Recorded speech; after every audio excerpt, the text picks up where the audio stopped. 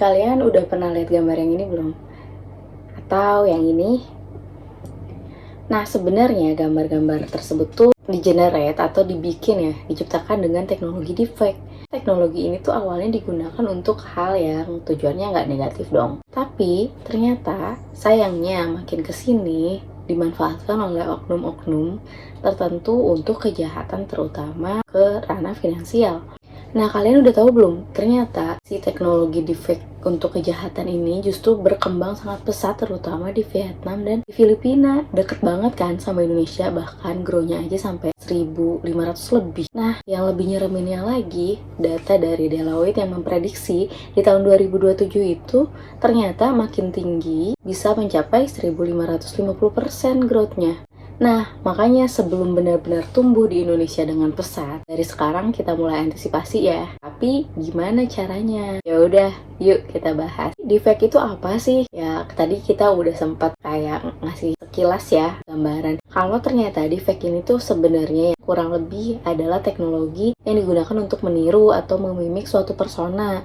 Jadi bisa dalam bentuk audio cloning atau voice cloning atau image generation dan video generation. Nah, gampangnya sih mungkin kalian udah pernah ya lihat kayak foto-foto gimana dibikin kartun tokoh-tokoh nasional kita gitu. Dan salah satu kelihatan banget kalau proses pembuatan film ya. Nah, kan itu memang dimanfaatkan untuk ranah positif ya. Tapi sayangnya deepfake ini udah menelan ya banyak korban ya. Salah satunya kejadian yang menimpa suatu perusahaan di UK. Jadi intinya dia memimik suatu posisi yang cukup tinggi di atas posisi CEO. Jadi yang kena ini sayangnya nggak tanggung-tanggung nih, malah CEO yang kena, dan akhirnya ya rugi miliaran lah kalau dikonvert ke rupiah. Nah, memang sih aku juga sempat baca nih bahwa kata Kominfo juga memang si deepfake ini pasti menyerang sektor-sektor yang ya bisa dibilang produktif ya, apalagi para pebisnis.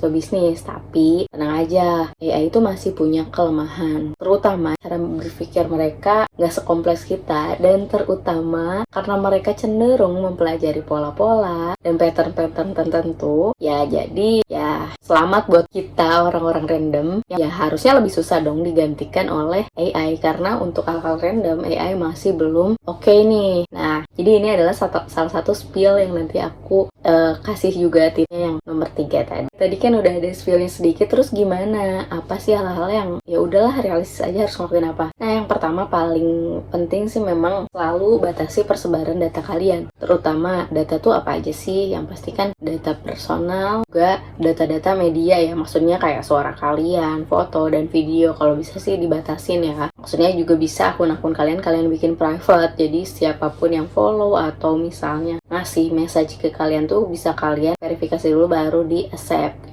Ya data, terus juga sosial media, dan juga hubungan. Dan again ya, aku nggak bosan-bosan buat ingetin, simpen data kontak itu non-informatif mungkin, gimana ya bilangnya. Jadi intinya kalau bisa simpen kontak-kontak orang di sekitar kita tuh cukup pakai nama panggilannya aja, dan detail-detail yang lainnya mungkin bisa disamarin. Walaupun misalnya kalian pengen nandain gitu ya, disingkat-singkat aja, atau ya kalian bikin inisial yang nggak langsung bisa kebaca. Jangan simpen kontak dengan nama lengkap, juga menunjukkan hubungan gitu ya. Mungkin kalian juga udah pernah dengar, jangan nyimpen kontak dengan mama papa, nulisnya misalnya ya, atau hubungan lain, itu sangat jelas gitu. Kalau kalian lihat di form kontak itu banyak datanya kan. Nah, kalau bisa kalian samarin aja. Misalnya kalian memang orang sales yang memang berhubungan dengan banyak perusahaan, dan mau nggak mau di form kontaknya harus ada nama perusahaannya. Nah, itu dibikin singkat aja. Jadi nggak bikin terlalu banyak informasi yang bocor seandainya apps-apps yang bisa ngakses kontak itu udah connect kayak gitu. Yang kedua adalah karena deepfake ini salah satu bagian dari social engineering, di mana si pelaku memanfaatkan 4 kelemahan sudah aku bahas di video yang lain. Nah, bisa dikatakan bahwa mereka tuh mau nggak mau pengen bikin kita percaya, lengah, dan akhirnya kita bereaksi ya reaksinya yang mereka inginkan adalah menurut dengan apapun yang mereka katakan. Nah, jadi kalau bisa ketika kalian mendapatkan suatu misalnya rekaman video yang mirip orang-orang di sekitar kalian, coba jangan terlalu reaktif. Maksudnya ya take it easy dulu, terus perhatiin benar nggak ya, jadi divalidasi dulu sampai benar-benar yakin baru bereaksi. Tapi reaksinya juga jangan yang langsung memutuskan, tapi coba dikomunikasikan dengan lingkungan circle kita, karena ini tuh udah banyak yang terjadi. Nah, yang ketiga kan yang mungkin kalian tunggu ya tadi, karena AI itu berpikirnya sesuai pattern dan jarang berpikir random. Cobalah kalian kasih nih si fake person atau akun-akun palsu itu atau suara-suara palsu itu tuh buat ngejawab pertanyaan kalian yang random juga. Sebocor-bocornya informasi kalian, pasti kan ada pembicaraan yang memang nggak diketahui nih sama AI. Kalian misalnya ngobrol offline dan lain-lain, harusnya kan nggak bisa diakses ya. Nah, coba kalian angkat tuh pertanyaan, kasih pertanyaan sebanyak-banyaknya yang random ke si akun-akun seperti itu, karena kan itu yang belum tentu bisa dijawab.